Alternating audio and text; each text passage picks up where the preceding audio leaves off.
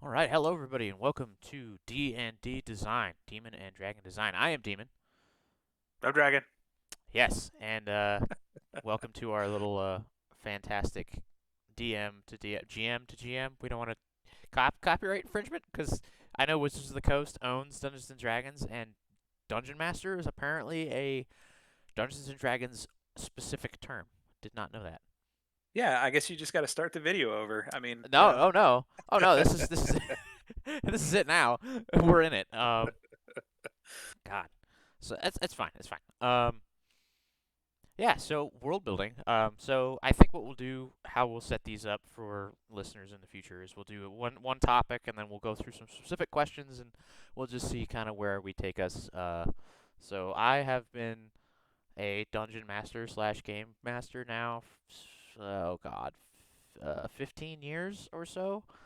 Dragon, what kind of experience you got? oh gosh, I mean, not a super long time as a GM, but super involved with the rule set and everything since I was a kid. I remember AD&D. I didn't have a large group of friends who played, but super into world building and wanting to kind of do that. And I've only gotten to really get into it over the last like 3 or 4 years. So Yeah, and that's it's important to start somewhere, and when you don't have friends, it's kind of hard yeah, to yeah, play a, you a, you a you make multiplayer game. traps are not as deceptive when you put them there. It's weird, huh? When you know about these things. So, when you spent your time world building, you know, ki- I guess do you have a concept that you've stuck with since then, or have you, made concepts, dropped them, and then I guess does it tie into your current world or concept? Yeah, I think initially it was an issue with scope, right? When you're building something like that, like are you doing just a single dungeon, or are you going to let that kind of expand? And where does this dungeon? And then how do you grow that scope out into something bigger? Uh, but still give it creative space to kind of grow with your players, right? So I don't know if that answers the question, but the trouble I had starting or looking all the way back to when I was just doing stuff by myself was understanding the scope of what I want to create. And now I'd say I build a large framework, but I don't put all the details into it yet. Very much as you go, uh, to reflect what the Sure. players are doing. You know. So in that sense, then, let me, if I understand this, when you started, right, you were building those dungeons, those individual, small areas, and then you were trying to fit them into something larger, rather than now you kind of go top down. You have that big outer world, and then you kind of start building toward what the players need. Yeah, definitely. Yep. Like if I pulled up a map of one of the continents on the world that my players are currently in, yeah, 90% of that has no real backstory. I've just got sketches, ideas of what they should be, but it can change. Until they really encounter it and they build the story, it doesn't really matter. Right. So with that current world, then, in the sense that you said most of it's kind of like a generic outline, like, you just you're focusing on that area where you have players, right? And that's important. Whereas, I mean, when did you start with this world? Like, when did you make this world? How long have you been with it? This one, like actually formally made the maps, made the kind of the theme, the idea. Gosh, it is October 2021. So I probably did this in mid 2019. So probably about 3 years. Yeah. Wow. And see, in comparison, right? My Well, two years, 2 years. well, 2020. Yeah, math is hard. Yeah. it is. It is. 19, 20, 21. That's 3 years, right? No, no, wait. 2020. Yeah. Okay. So my buddy, Red's Folly, he's on the server as well. But he and I made the world that you're currently a player in, that I'm the DM of, in Levia. We made that back in 2017. Um, we made the continent that you're playing on, the continent of Levia. Woo, great naming, right? Yeah. We made that on an old mapping program. It was Auto Realm is what it was called, Oh, yeah, yeah. Auto Realm's and great. Auto Realm is great, but it's looks like it's from the 90s. But we built the continent, and then we kind of like we started building big picture. We're like, okay, in Levia, this continent, there was an empire-wide continent, kind of like Rome. Okay, it was only made possible because of this small area, this territory called Draconia, and they're ruled by dragons, but they're part of the empire. And okay, well now who are the bad guys? It's well we'll do witches. Well, the witches are actually vampires, but nobody knows that. Everybody just hates witches, and it kind of like went from we had a little tiny story idea to then okay, well now we have these players. Where are we going to start? And decided to pick up the mantle of DM initially, and then he and I actually took turns. So I would DM session 1 and he would DM session 2 and I would DM session 3, and like from there I think that cooperative we started with like the capital of Acatheon, and we were like, okay, what do we want Acatheon to be like? Okay, it's going to be a big city. It's going to be a lot of marble and Roman style architecture. All the rich people live inside the walls, and you have to have a certain amount of money to get in. Okay, well, what about our poor level 1 adventurers? Okay, well, they can start out in the suburb of whatever this little area is called.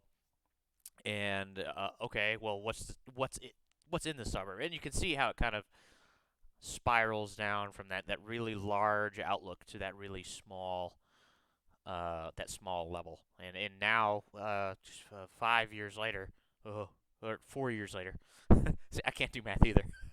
uh, I That's okay. I've ended up fleshing out most of the world, but like there's still huge chunks of it that are like I have a paragraph for it. I'm like, yep, this is the major city of this country. This is the major population, and this is their main export. Okay, cool. Moving on. Like, but now you guys are in. Let's be specific here. The Ashlands. I only had one city, the city of Necroy, the capital for it, and I said, okay, the players are gonna have to travel around this country. I should probably put like towns and villages in. Okay, and we're playing Pathfinder Second Edition, and I know you are playing D&D Fifth Edition. True. But Pathfinder First Edition, which is what I started on, in this world anyway. First Edition had a city and town builder, like a template that you would use. Uh, Second Edition, as far as I know, doesn't have that template, but I've kind of figured out like how I want to build things. So I guess a segue, right, is um, how do you populate a world, right? So you started really small initially, and now you have this big idea, and you've already tied it into wanting your players or following your players. But how do you populate a world? I think I think the answer to that is probably I'm going to make it more complicated than it needs to be. No, send it. Do it. Tell me. Like you're just gonna make the whole world complicated? No, no, no. I'm saying that the response to that question, because how do you populate the world? Well, I mean, I try to stay very focused on the players. So I've learned very well what the kind of game that my players want to play, and it was something that kind of guided me towards uh, understanding how to do that. So we started real small. It was nondescript. I didn't give them like a history of the world on day one. They just they started in a small village and they did some small typical kill the rats in the cellar kind of deal. Um, but I think it's very important when my players enjoy and I enjoy role playing with some sort of you know reason behind. There's the stereotypical I'm a hero, I'm going to make a lot of gold by clearing out a dungeon. Sure, but how do you feel? Why are you doing that? What's your personality? How did you get to that point? And what is a realistic goal for a person?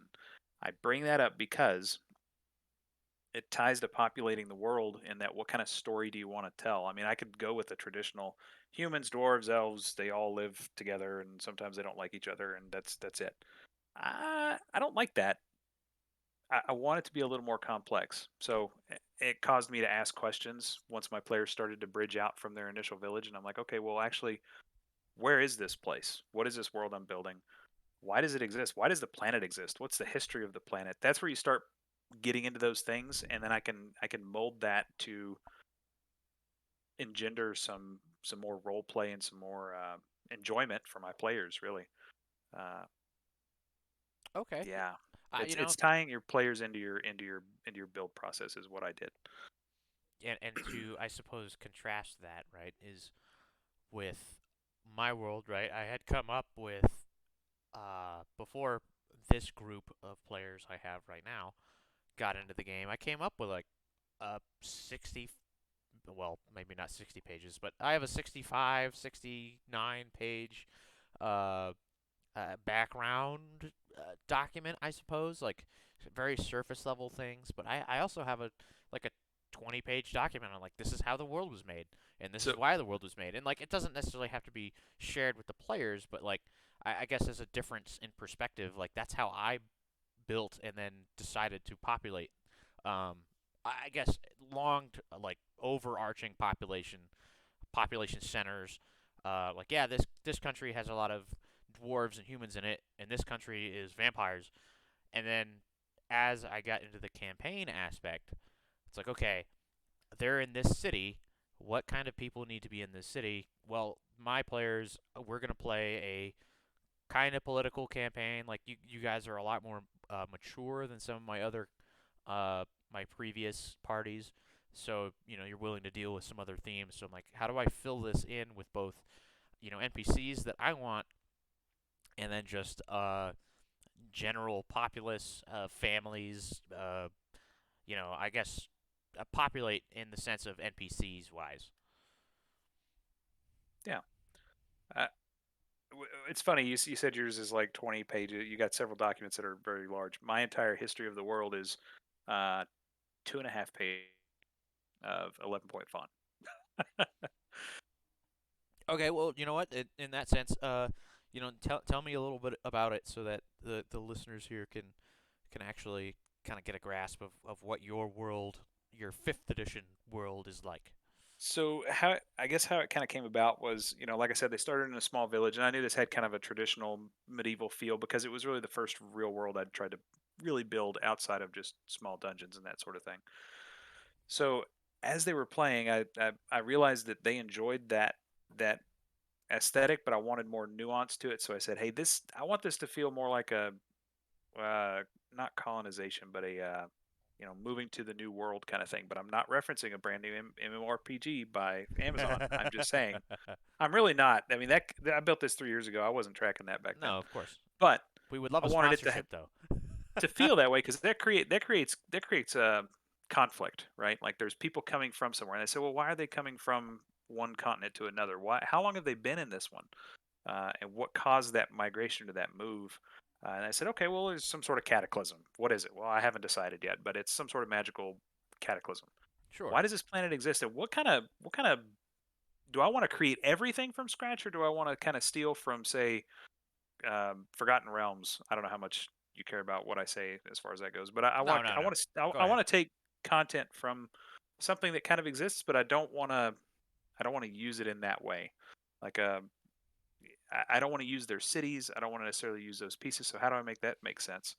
And I just kind of looked at some Forgotten Realms lore and said, you know what? Maybe this is a seeded planet by some Eladrin, old elves offshoot.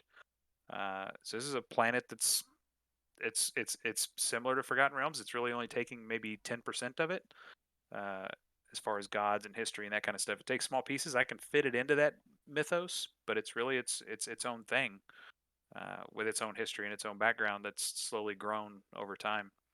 Uh, because I wanted to use that stuff that's there, but I didn't want to use it in a way that's too restricted. And the players knew that well as well. They wanted to be able to make choices and experience something new and different. So they were excited to see a homegrown campaign, homegrown planet, homegrown place. And homebrew, I think, is very important as a creative outlet. But at the same time, right? You can't burn yourself out on world building if you just know you don't have the time or energy for that. And I think borrowing from existing sources, be it Forgotten Realms or Lord of the Rings or Game of Thrones or for other tabletops, like Star Wars and whatnot, like things that already exist, but let's take a little bit from here, a little bit from here.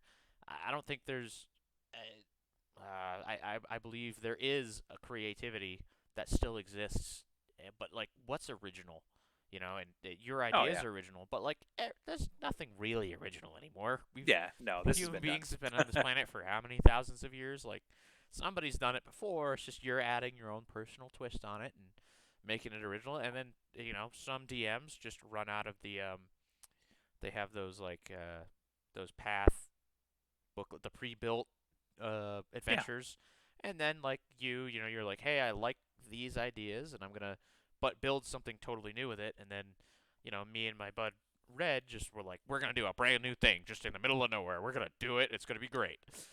And I've been working my ass off for years, and it's nowhere near complete, and I don't think I'll ever really get it complete. It's gonna be a Tolkien-esque, you know, uh, undertaking of 80 years worth of of lore.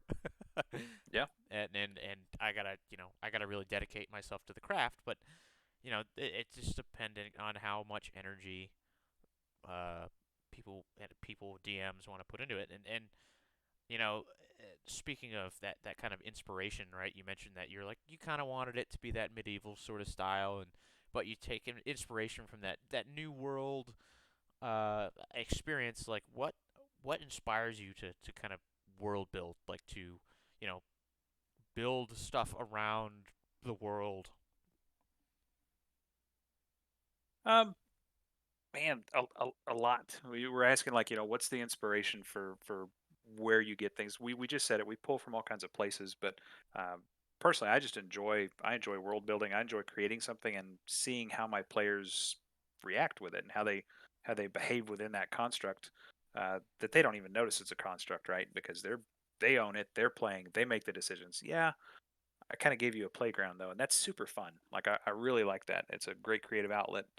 Um, where do I get these? I mean, it's all the way back. Like I mean, I started playing Magic the Gathering, right? Another Wizards of the Coast thing. Yep. When I started in 1997, 98, way back, close to the beginning. Not close enough to have any really expensive stuff, but started back then, and that was a huge impact. I read the novels. I mean, that was a thing. Lord of the Rings, those books. Um, the Hobbit, of course, was the first thing that I read that got me into that sort of thing. Shannara series, Wheel of Time, like all that really colored how I view a lot of this conversation. And then we go back to like even some of the old video games. Did you ever play the Dragonlance, the old Dragonlance RPGs on old PCs? I It's I all like, never actually played those games, but I did read the books. The Dragonlance Chronicles were excellent. man.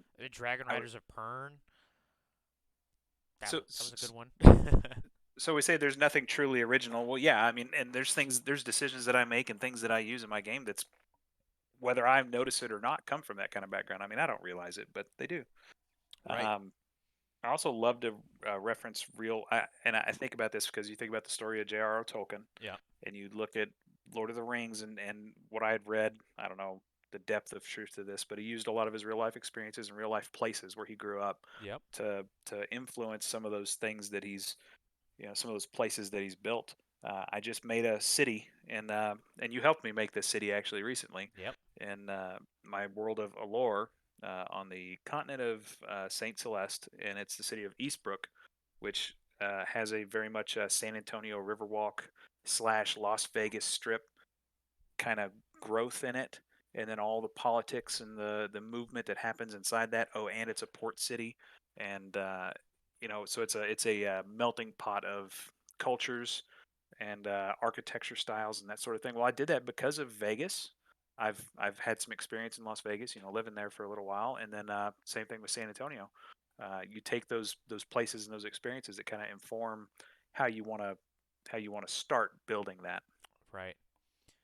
I think that's a good point. Is the your life kind of informs how you as a DM and myself, just you as a DM in general, uh, build experiences, and a good part of being a DM is being a storyteller, and it's a lot harder to tell a story about a place that you've never been to. You don't know how that place feels, what it smells like, what the food sometimes tastes like, but you can read and you can know things, but it's totally different when I've lived in San Antonio as well, and I can very clearly remember the Riverwalk down there, and like I know what it felt like, and I think it's a lot easier to impart that feeling on players, and also just oh I know what that's like. I can write better about what I know. Yeah, for Um, sure.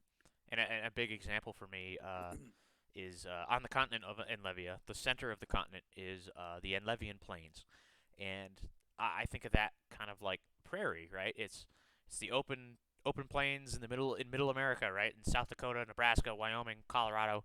It's mostly flat, a little hilly. There's like it's grass for miles and miles and miles of just grass. And while I've lived in Colorado and Las Vegas and Texas, and I've lived all over the place. And it's harder to imagine a sea of grass and just how far out it goes 20, 30 miles as far as the eye can see when you've never actually seen it. Yeah. And the scale is just so hard to impart, but it's definitely an inspiration to I like, hey, I have an idea. This is going to be plains.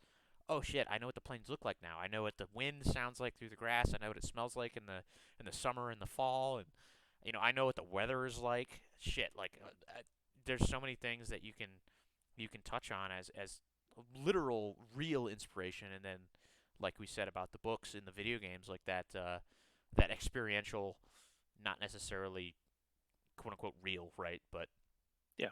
those stories can really touch you.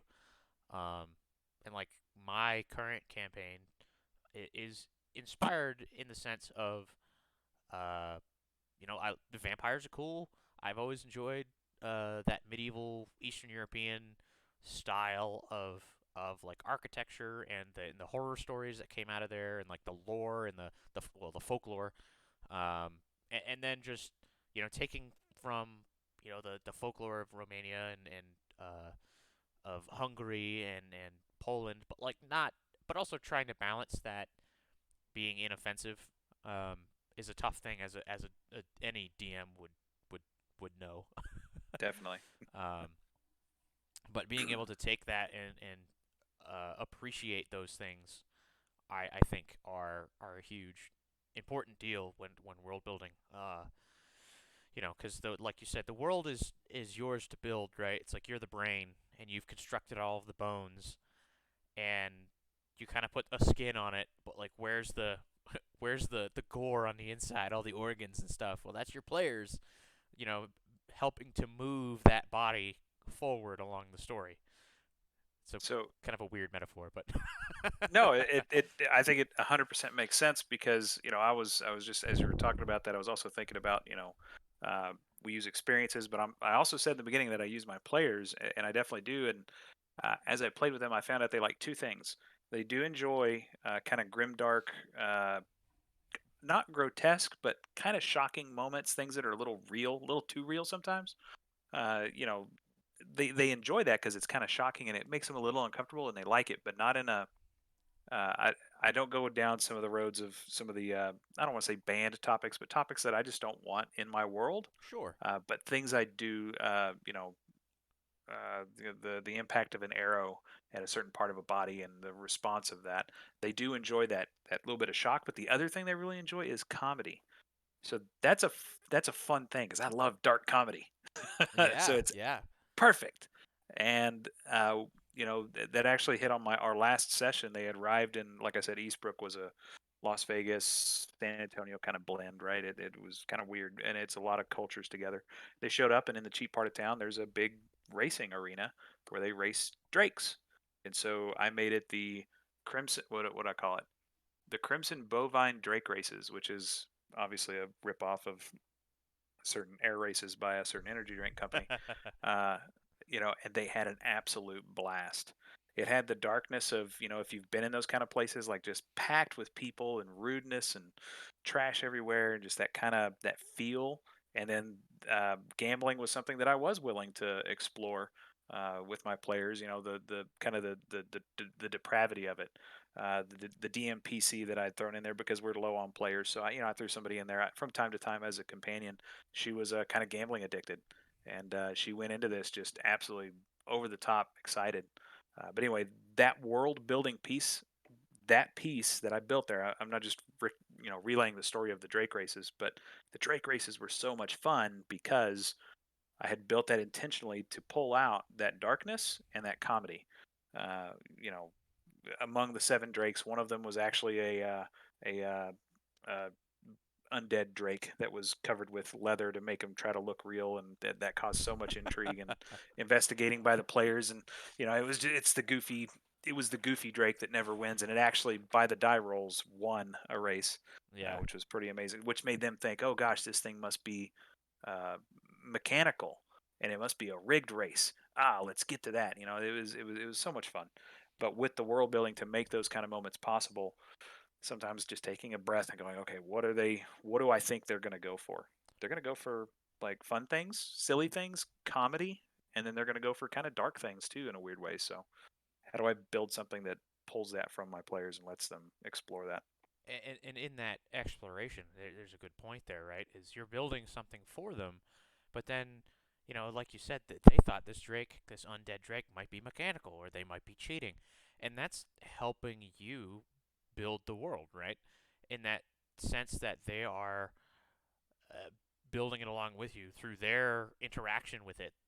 Maybe you didn't necessarily think that it might have been mechanical right off the bat. I don't know if you even considered that possibility that they would think that.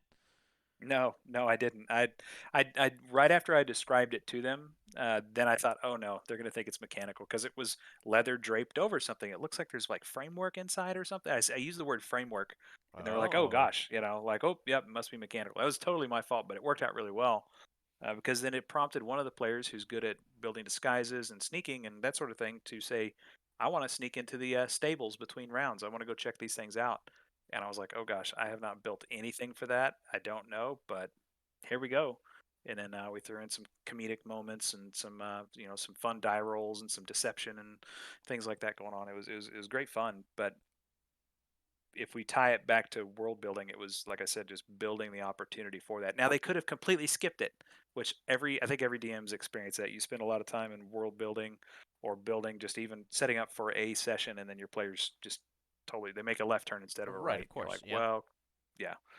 Luckily, they bit off on this one, uh, I think which was great. I think the wonder of being a DM is to be able to build these experiences for your players, and then if they miss it, you can always reuse it, which is great. You can throw a new name on it. You can slap a different creature in there in the races. But I think when they, when your player said, "Hey, I'm gonna go investigate. I'm gonna go look behind the curtain and see what's going on," and you as the DM is scrambling like, oh God, I don't have that. You know, that's a part of world building too. Is reactive, right? So Yeah. you want to be proactive sometimes, right? You have to have a world for them to play in, but then when they do something totally unexpected, it's important to be able to improvise. Oh, by doing slightly detailed world building, at least to a certain point, it gives you the tools you need to improv that. So, for example, this place is based on diversity, Right. tons of different people, tons of different backgrounds, different races, all that kind of stuff. Yep. So I used that and I said, okay, fine. They're going to go into the stables and they're going to see each team Yep. and their different backgrounds, and that really made it memorable for them and made it interesting. Right. Which it gave me that shortcut. By building that world, I had the shortcut to improv something that maybe I wasn't prepared to otherwise. Right. And as you are a player in my campaign, and I am not a player in Yes. your campaign, so No. I haven't been a player in D&D or Pathfinder in a campaign in a long time. Now I was a player in a Star Wars tabletop run by one of my buddies a couple years ago, but that was slightly different. I was invested, but like I it was Star Wars, so like there was not a ton of world building involved there, but the DM still did a great job of building the smallest sets and environments. But my question for you is, as both a player and a DM, right? And Yeah. I guess addressing mine, right? So we're 4 sessions into our current campaign, and it's kind of supposed to be that grimdark style with there's 4 players, and you guys have a tendency to bring in your own comedy, and I tend to riff off of you guys, which is pretty great. Yeah, yeah. um, and every player is different. So, what do you like as you've played in 2 of my campaigns now in this world? And what do you like and what don't you like? This is an open forum. You're not going to offend me. Like, what have you found world building wise that like you specifically enjoy, and then something that you either don't care for or don't like? I think I just wholesale stole your attention to detail when it comes to the history of the world and backing it up, because when my players started asking these questions, I had to kind of come up with the reality of what is this world like. I thought back to your campaign because I have read your 30-page history of the world, and I said, well, I'm not going to do that, but I'm going to do something similar. So your framework, your detailed framework, was great in giving me a foundation for, okay, I've seen what his looks like. Here's what this one could look like. Uh, without as much detail, because I intentionally didn't get too detailed because I knew that I would contradict myself, right? If Sure. I went too detailed, I would miss details and I'd be like, oh, well, I actually said this happened 570 years ago, but it was actually 400 years ago, and now this. Like I want to be careful with that, Right. Right. but I still use that level, that what you did with your world, to help inform how I built a history of mine. And I think it worked really well because I broke it down the same way. Like I've got the document open right now. It's got history of the world. It's just like a one paragraph. Just what Sure. is this planet? Major races and origin. Major races, origin, and disposition.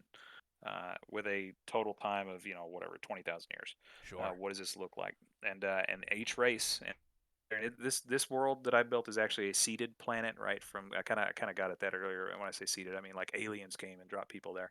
Uh, it is interplanar. It is dimensional travel, planar travel, that kind of thing, like Kind of a, planeswalkers almost. I was gonna say like a Mirrodin style from Magic the Yeah, Gathering. Yep. Okay. yeah. So it's a seeded planet, and then I broke it down: major races, minor races, and that. And when I got into that, it gave me so much fodder because I already had a map drawn, Sure. but I didn't know what was in these places. So now I Right. could say, you know, um, Furbolgs are from the dense tropical forests of Haven Isle. I have a Right. Haven Isle on here. I have no idea what's on it. Well, you know what? It's Furbolgs and it's a forest. Are my players ever going to go there? Right now, no, but they could. If they wanted to. Right. Uh, so No, that's important to have, and I'm really glad that that detailed work. Because man, like I've put tons of hours into doing this, and I'm like, I don't know if the players are ever going to interact with this. And I want to eventually share this with other DMs in this world, and not every DM has those aspirations.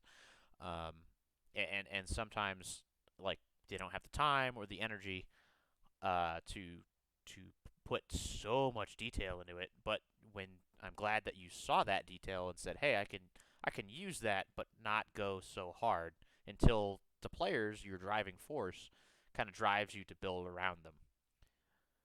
yeah, Um, exactly. And I'm trying to think of something I don't like about your world no, building. do it, man. Man, it's tough because I think that level of detail is something I don't like, right? And I've seen you do it. I've seen you do it in where you sit down at a computer and you open Word and you just start typing, and we're on like a we've been in the same building for work at times, and you're on like a night shift, and you sit down and man, you're banging out 30 pages of stuff, and I'm like, I love your dedication, but I'm not going to do it that way. I may get a maybe one day out of a week, I kind of just get a wild hair and say, I feel like writing tonight, and I'll pour me a nice little drink, and then I'll sit at the computer and I'll just create for 3 hours, and Yeah, then that's it. And then I'm not going to do it again for another month because I'd made enough content to play off of for a right. while. So yeah, I don't think that's necessarily a negative thing about your world building, but it's a style that's not my style. I'm Right. not going to be able to do it. Um, And there's plenty of world building styles, like we said, building it from scratch, building it with a little bit of help from an official or unofficial source, or just wholesale using what's already published.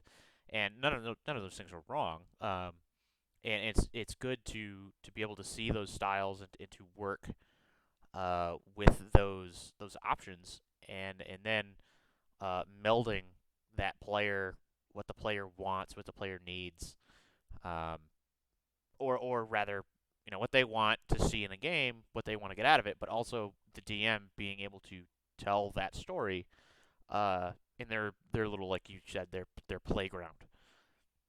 Yeah, I mean Um, it the, I like that we use the word playground because it should be enjoyable for the DM as well. right. Like world building is something we have fun doing, and then having the players connect with that world is just is amazing. That's what makes it fun. That's what I really enjoy. And, Um, and something to speak to, we play primarily Pathfinder Second Edition and D&D Fifth Edition, and these games are cooperative. It's not the DM versus the players, or rather, it yeah, shouldn't be. And yeah, being able to create something, say, hey, players, I have created this thing. I want to see what you do with it. I think, like you said, that's the most fun part, right? The creating part is fun, but watching people interact with it, showing them twists, showing them something unexpected, or something that they've always wanted but didn't know they wanted, or just have been looking for in a game is, I think that's huge. That's the biggest deal for me, and I totally agree with you. yeah, and man, there's good things with that too. Like getting them to explore something unexpected or getting into something they didn't really know they were gonna want or like. Yeah, That's pretty fun too. It does bridge into some weird territory with your world building. Are there questionable topics? Slavery, racism, that kind of stuff. right. Um, child trafficking. Weird things that are in the real world. Do you want that reflected in your world or not? Do your players? How are they going to respond to that if it is there? Uh, how do you want to do it? And those are contracts I think you set up with your players before. We talk about, I'm trying to think of a. It's not an. You don't want to elicit like a trigger, I don't want Right. to say trigger warning because I don't. It's just such a weird, but it's true. Like you don't want to trigger something in a player that's trying to have fun Absolutely. with a topic that doesn't need to be there. It Real doesn't. real Is it life conducive is to the story? real life is tough enough. It really Yeah. is, and that's, I made sure to ask you guys before we started. I said, hey, is there anything that we don't want to touch on? Real life topics, and nobody really brought anything up. And I said, okay, these things suck, but maybe I'm going to use them for a story lesson. But there's things that I also I don't care for at all, in the sense of like slavery. Like, there are small pockets of it, but there's no slave trade in my world. Like, it's not a thing. There are peasants, sure, because poor people exist, and they have existed for millennia. Um, there's the peasant class and work. You can get into classism discussions and racism. I try not to do racism unless, again, I think it's important, or I'm trying to teach you guys something. But I mean, my player base, the the four of you are all mature enough. You're actually all older than me, interestingly enough. Um, you're all mature enough to understand that, like, slavery is bad, but you're also adult enough to be like, hey, you know what? I don't do drugs in real life, but maybe my character likes the shrooms. You know. um, Yeah. Okay. So I learned this the hard way. I think not the hardest way. I think the hardest way to learn this is to build a world that really relies on, say that racism. You look at something like Dragon Age Origins and Inquisition. That Dragon Age, the sure. games. Yep. There's a lot of elves being uh, prejudiced against, different elves. There's city elves, and there's a little bit of weird racism stuff in there.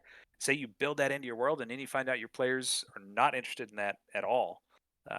It's kind of hard to make a hard 90-degree turn off of that. Once you built it and baked it into your world so deeply.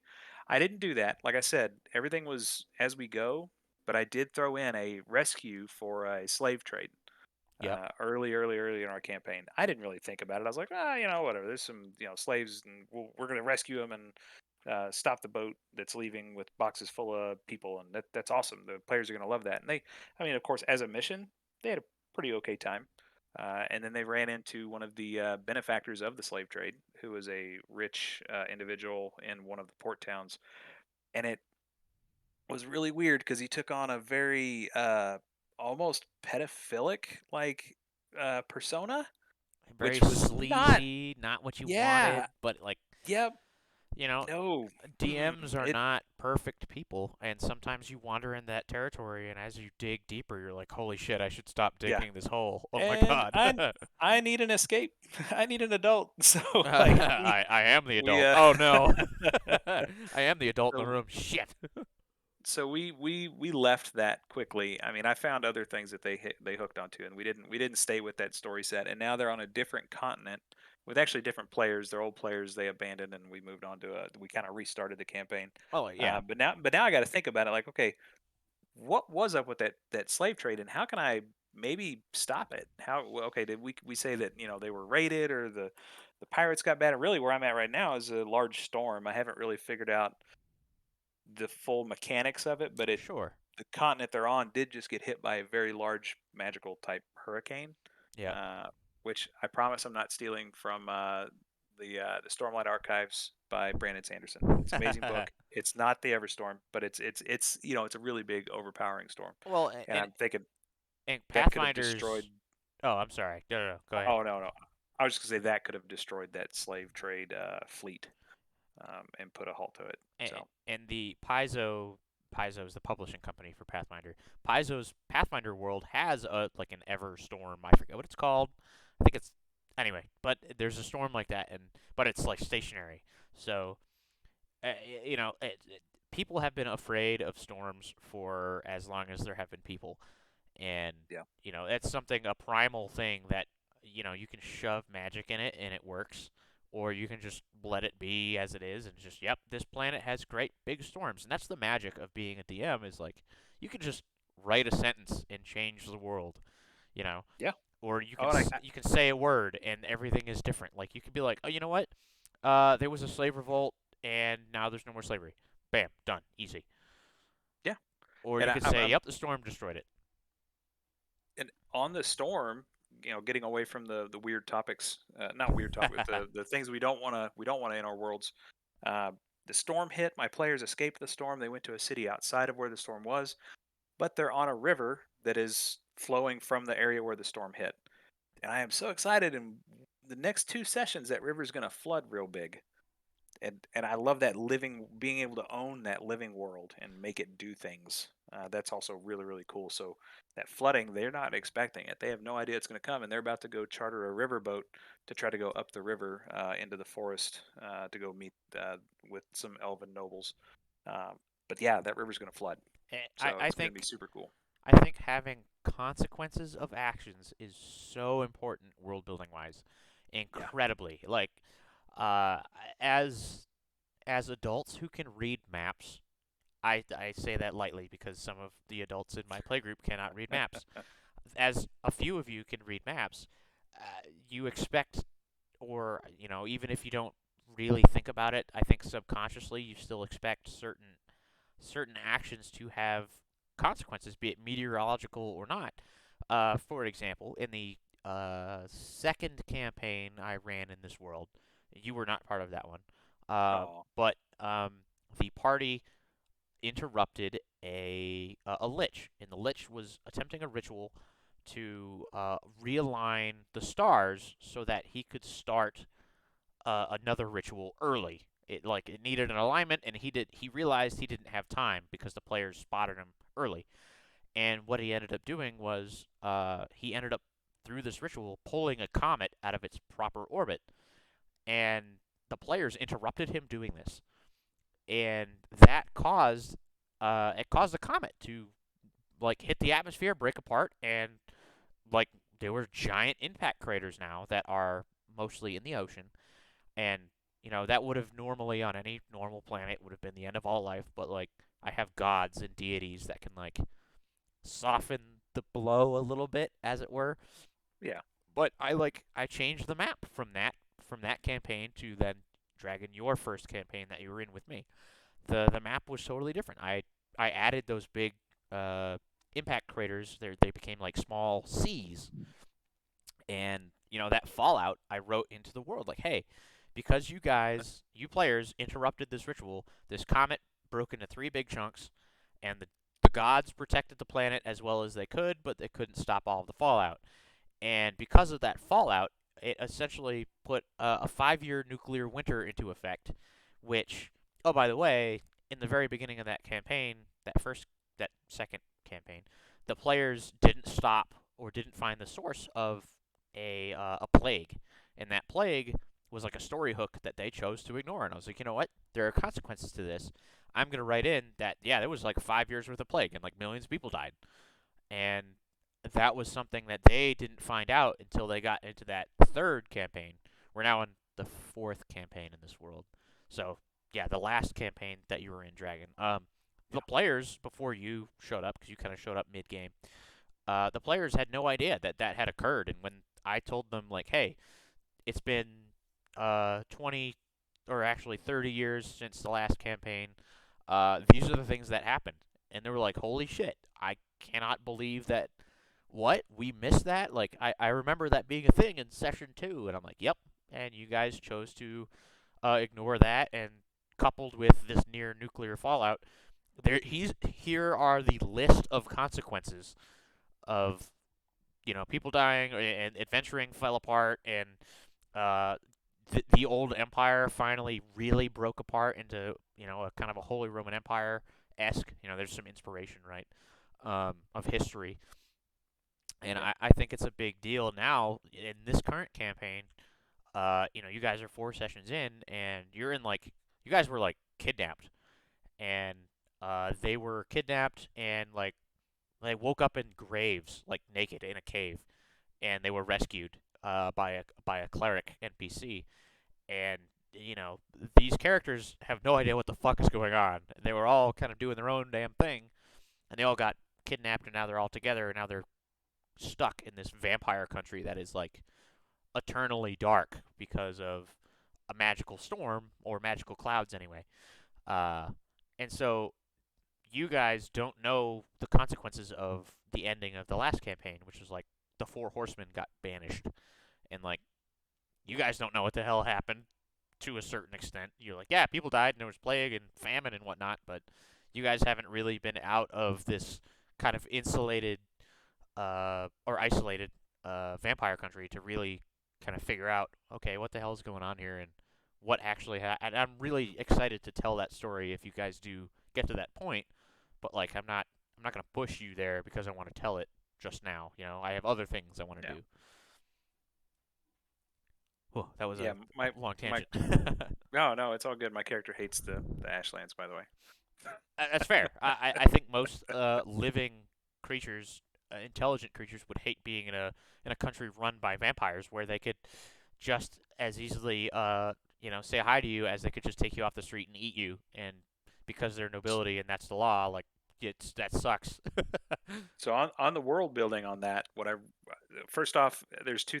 We talk about things I do like and don't like. Yeah, Something I don't like is the kind of Shadowfell, um, Ravenloft. It's very cliche almost, kind of the style. sure. Yeah, yeah, yeah. Always dark and always whatever. Like it just I feel like there's a lack of originality until, and this is the good part. This is the part I really like about it, is the social construct that you've built in that land. So you've got vampires who are the nobles, and you've got regular people, and they feed on them, but in a certain way, but they have to keep the people happy, so they have whatever, I don't even know what it's called, the festival or the ritual or whatever, and they give them tons of food that'll fatten them up and make lots of blood and whatever. It's great. So that whole that's really intriguing.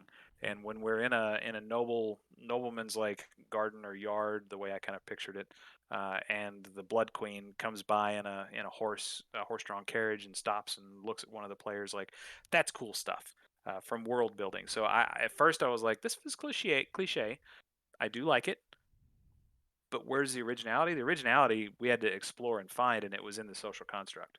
So, and I'm sure that's been done before, but it was just something that felt original to me.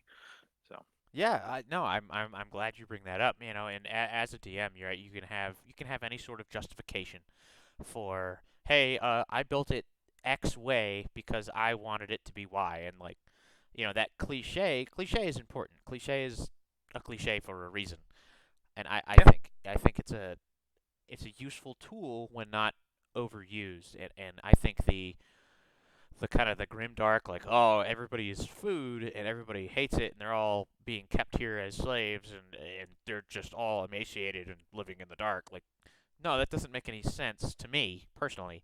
So it's like, well, I like the dark idea, right? Because I have to not necessarily play by the rules because the DM makes the rules in the sense, right?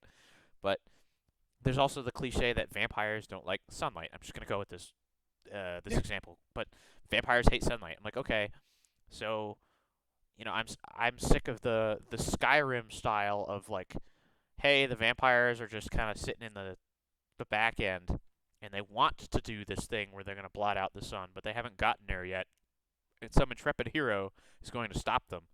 And I said, hey, you know what? I want to explore if that hero had failed. Like, you know what? They blotted out the sun in this area of the continent. They're not continent spanning, but okay, how do I go about that? I'm like, okay, I can do magic. Okay, magic's the easy answer. I'm gonna go with magic. Okay, but how do we keep the people willing to be sheep? And I mean, we know through real life experience that people are willing to not think for themselves and to ignore that sort of dangerous, obvious thing, right? That they're going to get eaten, but they're That's being what taken care of. that's what's driving my character crazy. Like he sees like vampires. He's like, this is not good. They're eating you, and nobody cares. Right, and it's crazy. And I want that kind of that drive from your characters to be like, what the hell is happening here and why? Um, yeah, I like as a DM, I like when players are drawn to investigate the world that I have built because it makes me work harder, but also like it shows that hey, I put this effort into it, and now you guys are willing to explore that effort, and oh my god, you guys are having a blast, or hopefully, having a blast, or you're Oh yeah, learning for sure. things. I think tying into your um, Drake races, right? You wanted to do something that's totally different and like unexpected, and you've drawn your players into investigating that. And sure, they could have skipped it, and sure, you could have also railroaded them into it, but they chose of their own volition to go check it out because of who you are as a storyteller, I think. Yeah. Yep. It man, those Drake races were so much fun. I mean, I'd built a whole system for it, but um, and also given them an opportunity to interact with it later. One of the Drakes actually they rolled a insanely low chance random event during the races, and one of the Drakes departed the race. And what they don't know is that they're gonna encounter that Drake again in the future. What I don't know is how that's going to happen, or where, or when. Uh, but I leave that openness to let me build around it. I imagine it's going to happen somewhere within several hundred miles of where he escaped, but I don't know. I don't know. Yeah, Um, yeah. I think here to wrap up the discussion, we can always do more than one episode on world building, right? I think you could go on for hours and hours and Yeah. hours, but Oh yeah.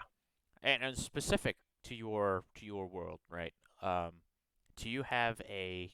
I know you're building around the players, right? But is there a specific inspiration that you want to build on? So, like, I don't know. Do you want the players to go to a city based off of the Islamic Golden Age, for example? There's one interesting one. Uh huh. I mean, there's several places I really want them to go, but one of them is the idea is like a very large, like really really large mountain lake, right? Yep. So it's very high in elevation, very very clear water, and has a but this is in the mountains and really high and kind of cool. But I still want it like cool temperature, Yep. but I want it to have a gosh, almost Southeast Asia or Pacific Islander even kind of feel like Sure. not to culturally appropriate, but that something based on that architectural style, and I want it to be a secluded type of culture. Yep. and they're very much outsiders. And I'm excited to see kind of what that is and how that plays out for them. Like the houses on stilts, and the lake's relatively shallow in this area. So, what does a culture like that look like? How do they survive? What do they eat? What's their trade like? They're up in the mountains. They're hard to get to. Nobody goes there. I'm excited for that. Um, and the inspiration for that was several things, I suppose. Some real life inspiration, like I mentioned, different parts of the world. There's a culture that showed up in a particularly good, very large, long, relatively new book that I read. Um, uh, it, the Stormlight Archive, right? There was a large place that was somewhat similar to this, but not a very big part of the book. But it kind of had some great imagery in it. Yep. Um, and then also just my love for like that kind of wilderness, up in the mountains, like a mountaintop like lake. That's beautiful stuff. Like you're dealing with snow melt water and maybe some trout, and like it's a really neat kind of place. So I'm excited for that. I'm also excited for where they're going right now. They're going into a great large forest. The Great Yep. Wood. Uh Wow, huh. how original! They're going to a major capital city of elves, and I've made this a pine forest, or almost pine slash redwoods. Great Yeah. redwood trees. Uh, but I really don't want stereotypical elves. That always drives me nuts. Like I want elves to, I want some reality to them. They're not a, I don't want them to be a utopia perfection type culture. So I'm still working on what that internal strife is with Right. this particular my version of elves, I guess, Yep. or at least this particular area. But I'm excited for them to get to the city of Calimbel, which is a stereotypical elven sounding name. But Yep. man, it's gonna be You know, it's a little something. bit different. Oh man, you kind of broke up there a little bit. Um. Oh, sorry, something a little bit different. Okay, cool. Yeah, it was like it went something, and then it went quiet for a second, and then it was like a little bit different. I was like, okay, internet Hmm. catching up. Uh, but I think going to that Elven example, right? A good chunk of my second campaign was in an Elven country called the Feywild, the Imperium of the Feywild, and Feywild is not original. I'm very well aware of that. I spelled it differently, Feywylde. It's slightly different. Yup, Um, I see that. I'm looking at the map right now. and sure, I may have misspelled some things on the map, but and actually, that's a good segue for the next episode. We'll talk about maps next episode, but for this one, there's a giant forest, and I built that forest to be really, really aggressive. Like that forest is not. Very few people find that place home, and the elves have become over time since the fall of the empire. They were kind of a more of that utopian style. Like, yeah, there's a council of elders and they rule the country, but like everybody's relatively equal, and there's most people are kind of happy and living in harmony. But like now, it's like a very militant country, and they've like taken land. That was another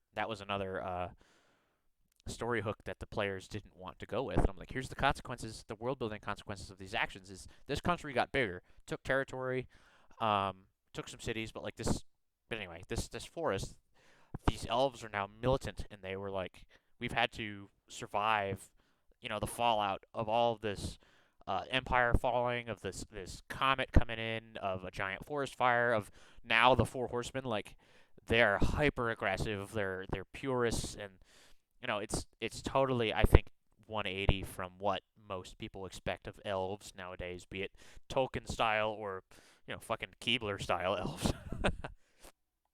Yeah. But that is something Yep. to explore for sure. Well, hey, we're coming up on our 1 hour mark here, so any parting remarks here?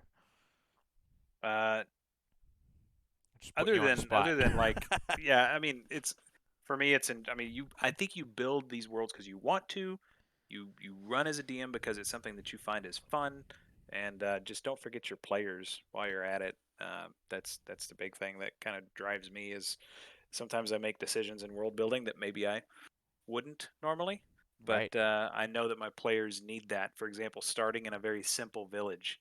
Well, I got to build that simple village to help them kind of get into the, because that's just, I know how they are. They want to ease into it and they want to learn who their characters are. They want to focus on their RP and exploring themselves before I can throw them into Eastbrook, Las Vegas, right? Yep. And let them explore a world. They've got to learn who they are.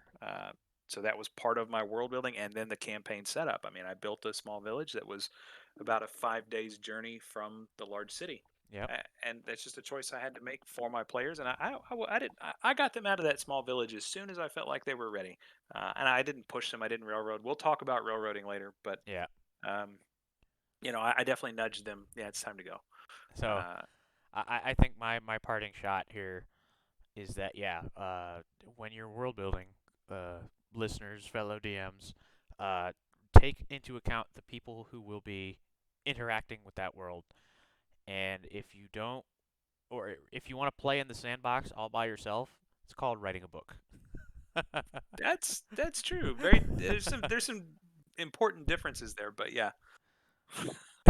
Well, thank you guys so much for listening to D&D Design, Demon and Dragon Design. We're maybe workshopping the title. I don't know. I think I like it. But you can find us on my YouTube channel, NobleDemonLord. I think we're going to try to branch out eventually at some point. But we'll get there when we get there. Next time, we're going to talk about maps. So how about double D design? Oh, double D design. Oh, oh. Well, working title, working title. Or triple design. D's. Yeah, I got There it. we go. There it is. All right. All Yeah, right. Good night, map everybody. map drawing. See ya.